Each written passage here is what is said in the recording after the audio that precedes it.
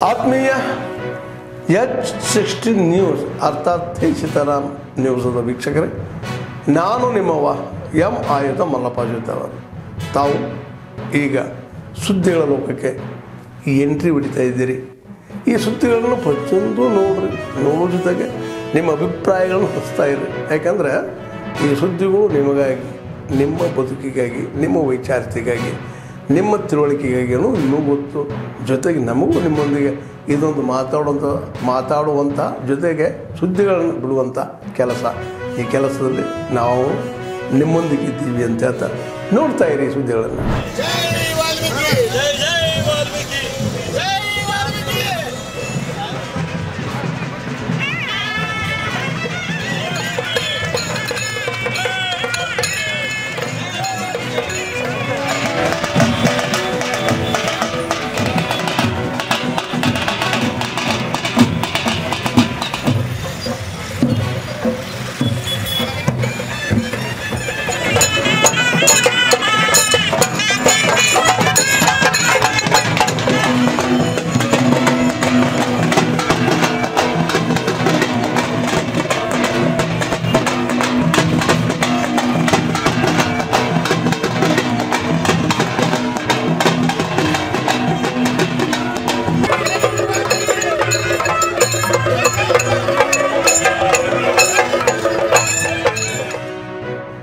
ಕಟ್ಟಿದಂಥ ವಾಲ್ಮೀಕಿಯವರು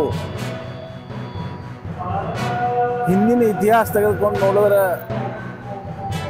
ಅವರು ಒಂದು ಕ್ರೂರ ವ್ಯಕ್ತಿಯಾಗಿದ್ದರು.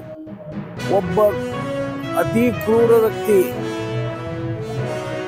ಮಹರ್ಷಿಯಾಗಿ ಬದಲಾವಣೆ ಹೇಗೆ ಹೊಂದ್ತಾರೆ ಅಂದರೆ ಅವರ ಜೀವನ ಚರಿತ್ರೆ ಸಾಕ್ಷಿ. ಇಂಥ ಮಹರ್ಷಿಗಳ ಜಯಂತಿಯನ್ನು ಆಚರಣೆ ನಾವು ಮಾಡಕತ್ತೀವಿ. ಇದು ಅತ್ಯುತ್ತಮವಾದ ಕಾರ್ಯ. ತಿಳಿಸಿಕೊಡಲಾಯಿತು. ಮಹರ್ಷಿಯವರು ಅಶ್ವಿನಿ ಮಾಸದ ಹುಣ್ಣಿಮೆಯಿಂದ ದಿನದಂದು ಅವರು ಶ್ರೀರಾಮನ ಜೀವನ ಚರಿತ್ರೆಯನ್ನು ವಿವರಿಸುವ ರಾಮಾಯಣವನ್ನು ಬರೆದಂಥ ಮಹಾ ವ್ಯಕ್ತಿಗಳಾಗಿದ್ದರು. ಅವರು ಯಾವುದೇ ಒಂದು ಸಮಾಜವನ್ನು ಗುರಿಯಾಗಿಸಿ ಎಲ್ಲ ಸರ್ವ ಜನಾಂಗಕ್ಕೂ ಕೂಡ ಅನ್ವಯವಾಗುವಂಥ ಒಂದು ರಾಮಾಯಣವನ್ನು ಬರೆದಿದ್ದಾರೆ. ಅದನ್ನು ನಾವೆಲ್ಲರೂ ಓದಿ ತಿಳಿದುಕೊಂಡು ಜೀವನದಲ್ಲಿ ಅಳವಡಿಸಿಕೊಂಡು ಅವರಿಗೆ ಗೌರವವನ್ನು ಸಲ್ಲಿಸುವಂಥ ಪ್ರಯತ್ನ ಮಾಡ್ತಾರೆ.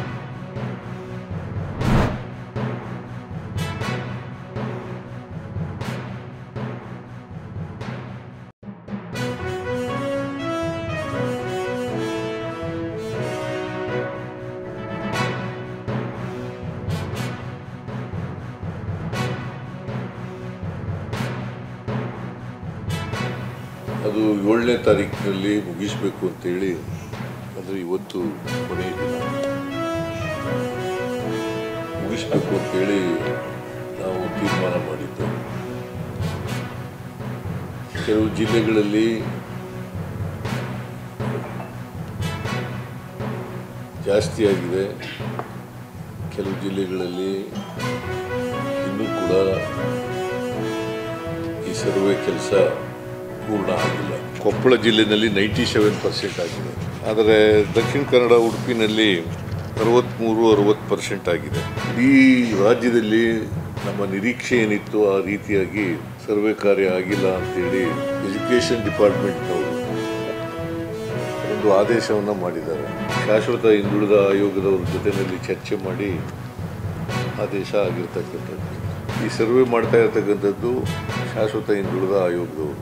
ಸರ್ಕಾರ ಅವರಿಗೆ ಸಹಾಯವನ್ನು, ಅವರು ಕೇಳಿದಂಥ ಹಣಕಾಸಿನ ಸಹಾಯವನ್ನು ಮಾಡ್ತಾ ಇದ್ದೀವಿ. ಟೀಚರ್ಗಳನ್ನು ಕೊಡ್ತಕ್ಕಂಥದ್ದು, ಬೇರೆ ಸಿಬ್ಬಂದಿಯನ್ನು ಕೊಡ್ತಕ್ಕಂಥ ಕೆಲಸ ಮಾಡ್ತಾಯಿದ್ದೀವಿ. 1,60,000 ಜನ ಒಟ್ಟಾರೆಯಾಗಿ ಭಾಗವಹಿಸಿದ್ದಾರೆ ಈ ಸರ್ವೆ ಕಾರ್ಯದಲ್ಲಿ. ಕನಿಷ್ಠ 10 ದಿನಗಳ ಅವಕಾಶ ಕೊಡಬೇಕು ಹೆಚ್ಚುವರಿಯಾಗಿ ಇರ್ತಕ್ಕಂಥ ಮಾತುಗಳು. 8, 9, 10 3 ದಿನ ಇದೆ.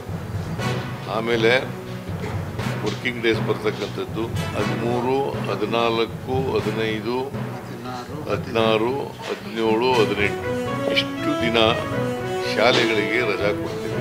ಬೆಂಗಳೂರು ನಗರದಲ್ಲಿ 6,700 ಜನ ಟೀಚರ್ಸ್ಗಳು ಸರ್ವೆ ಕಾರ್ಯದಲ್ಲಿ ಭಾಗವಹಿಸ್ತಾ ಇದ್ದಾರೆ.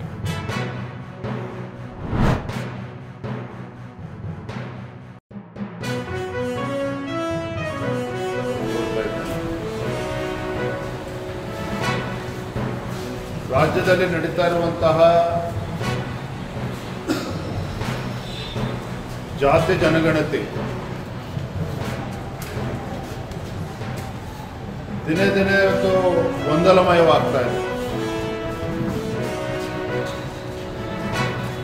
ದಿನಕ್ಕೊಂದೊಂದು ಬದಲಾವಣೆ ಕೂಡ ರಾಜ್ಯ ಸರ್ಕಾರ ಈಗ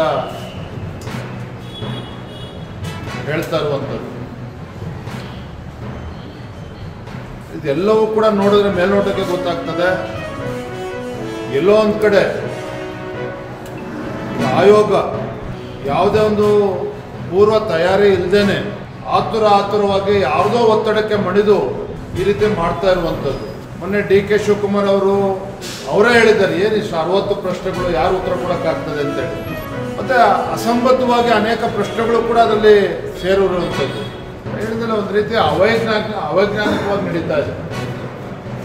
ಹಿಂದೆ ಕಾಂತರಾಜ್ ವರದಿ ಆ ಸಂದರ್ಭದಲ್ಲೂ ಕೂಡ ಇದೇ ಗೊಂದಲಗಳು ನಿರ್ಮಾಣ ಆಗಿತ್ತು, ಇವಾಗಲೂ ಕೂಡ ಅದೇ ಸೃಷ್ಟಿಯಾಗಿದೆ. ಒಟ್ಟಾರೆಯಾಗಿ ಇವರ ಅವಸರಕ್ಕೆ ಒಂದು ರೀತಿ ರಾಜ್ಯದಲ್ಲಿ ಇವತ್ತು ಜಾತಿ ಜನಗಣತಿಯ ವಿಚಾರ ಗೊಂದಲದ ಗೂಡಾಗಿರುವಂಥದ್ದು.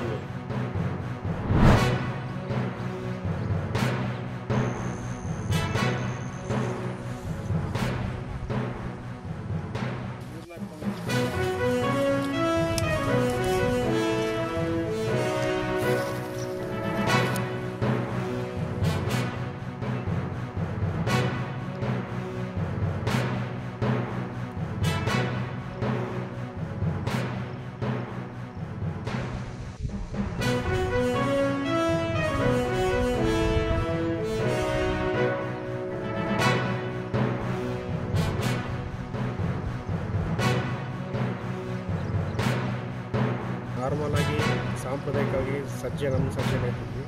ಸೊ ಏನಾದರೂ ಬೇರೆ ಚೇಂಜ್ ಮಾಡೋಣ ಅಂತ ಹೇಳಿ ಒಂದು ಹೊಸ ಟರ್ಕಿ ಸಜ್ಜೆ ಅಂತ ತೊಗೊಂಬಂದು 1 ಎಕರೆ ಬಿತ್ತನೆ ಮಾಡಿದ್ದೀವಿ. ಸೊ ಅದೀಗ ತೆನೆ ಬಂದುಬಿಟ್ಟು 3-3.5 ಫೀಟ್ ಇದೆ, 2-3 ಪಂಗಡ ಹೊಡೆದಿದೆ. ಸೊ ಅದನ್ನು ಇವಾಗ ರಾಶಿ ಮಾಡಬೇಕು. ಚೆನ್ನಾಗೇ ಬಂದಿದೆ. ಕನಿಷ್ಠ ಅಂದರೆ ಎಕರೆಗೆ 10ರಿಂದ 15 ಕ್ವಿಂಟಲ್ ಬರ್ಬೋದಂತ ಇಳುವರಿ ಬರ್ಬೋದಂತ ನಾವು ನಿರೀಕ್ಷೆ ಮಾಡಿದ್ದೀವಿ. ಒಂದು ಕೆಜಿಗೆ 2,000 ಅಂತಾರೆ. ಅದು ತೊಗೊಂಬಂದು ಬೆಳೆಯೋಣ ಅಂತ ಹೇಳ್ಬಿಟ್ಟು ಒಂದು 6 ವರ್ಷ ಬೆಳೆದಾರೆ. ಈಗ ಒಂದು ಎಕರೆ ಸಜ್ಜಿನ ಬೆಳೆದಾರೆ. ಅದು ಇನ್ನೊಂದು ಸ್ವಲ್ಪ ಅದಕ್ಕಿಂತ ಜಾಸ್ತಿನೇ ಒಂದು ಇಳುವರಿ ಕೊಡುತ್ತಂತ ಹಾಕಿದ್ದಾರೆ. 12 ಫೀಟ್ ಹೈಟ್ ಬರುತ್ತೆ. ಅದು ತೆನೆ ಮಾತ್ರ 3ರಿಂದ 3.5 ಫೀಟ್ ಬರುತ್ತೆ. ಚೆನ್ನಾಗಿ ಬಂದಿದೆ. ಆದ್ಮೇಲೆ ಎಲ್ಲ ಸುದ್ದಿಗಳನ್ನು ನೋಡಿದ್ರಲ್ಲ, ಏನು ಅನಿಸ್ತು ನಿಮಗೆ? ಇದರಲ್ಲೇ ನಿಮ್ಗೆ ಲೈಕ್ ಆಗಿರ್ಬೋದು, ಡಿಸ್ಲೈಕು ಆಗಿರ್ಬೋದು, ಕಾಮೆಂಟ್ ಬೇಡಪ್ಪ ಅಂತೂ ಅನಿಸಿರ್ಬೋದು, ಕಾಮೆಂಟ್ ಮಾಡಬೇಕಪ್ಪ ಅನಿಸ್ಬೋದು, ಶೇರ್ ಮಾಡಬಾರ್ದಪ್ಪ ಅನಿಸಿರ್ಬೋದು, ಮಾಡಬೇಕು ಅನಿಸಿರ್ಬೋದು. ಏನಾದರೂ ಆಗಲಿ ಶೇರ್ ಮಾಡ್ತಾಯಿರಿ, ಈ ನ್ಯೂಸ್ಗಳನ್ನ ಹಂಚ್ತಾ ಇರಿ, ಜೊತೆಗೆ ಇದಕ್ಕೆ ಸಬ್ಸ್ಕ್ರೈಬ್ ಆಗ್ತಾಯಿರಿ ಅಂತ ಹೇಳ್ತಾ H16 ನ್ಯೂಸ್ ಅರ್ಥಾತ್ ಹೇ ಸೀತಾರಾಮ್, ಇದು ಸತ್ಯದ ಕೈಗೆ ನಡಿ. ವಂದನೆಗಳು.